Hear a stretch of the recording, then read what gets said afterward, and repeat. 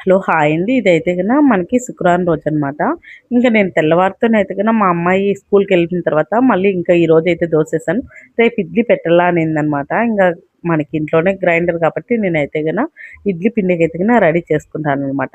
మధ్యాహ్నమే ఏసేసాను 3కే పిండి. ఎందుకంటే ఈవినింగ్ మా అన్న కూతురు మమ్మల్ని సినిమాకి తీసుకెళ్తానన్నది. మనకైతే సమంత మూవీ అయితే గన వచ్చింది గదండీ! మా ఇంటి బంగారము. అందుకని వెళ్ళాలా అని జెప్పింది. ఇంగ తనే నిన్న టికెట్లయితే బుక్ చేసిందనమాట.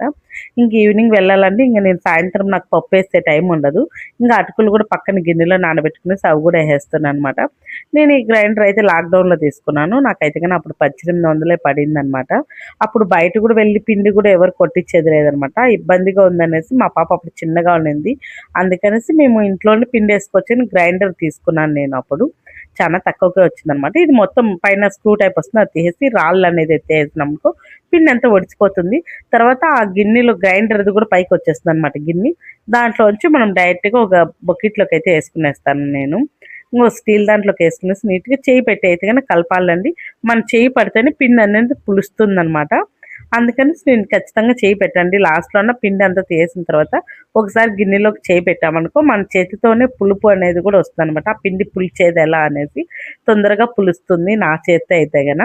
అందుకని నేను ఖచ్చితంగా ఎప్పుడేం పిండేసినా చెయ్యి అనేది పెడతాననమాట పిండిలోకి.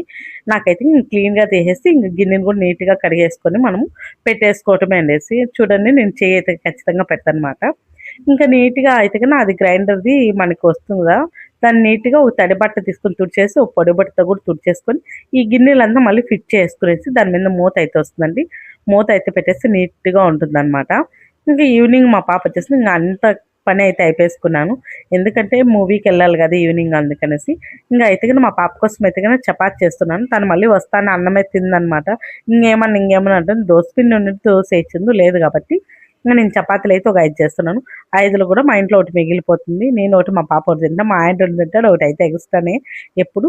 ఇట్లా పెద్దగా రుద్దేసుకున్న తర్వాత దీంట్లో కొంచెం ఒక హాఫ్ స్పూన్ ఆయిల్ అయితే ఏసేసి మొత్తం స్ప్రెడ్ చేసి కొంచెం అయితే 6 మడతలుగా అయితే గనుక మడుచుకున్నామంటే ఇక్కడ చూపిస్తాను కదా! అలా చపాతీ చాలా పర్ఫెక్ట్‌గా ఉంటుంది. కాల్చేటప్పుడు కూడా మనం ఇటు సైడ్, అటు సైడ్ కాల్చిన తర్వాత ఆయిల్ అయితే గనుక ఒక హాఫ్ స్పూన్ ఏసుకోండి. చాలా సాఫ్ట్‌గా ఉంటుంది చపాతీ అయితే గన.